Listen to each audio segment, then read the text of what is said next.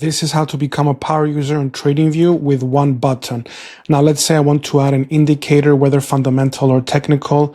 I don't need to go here and click on here, indicators, metrics, and strategies, which pops up this window.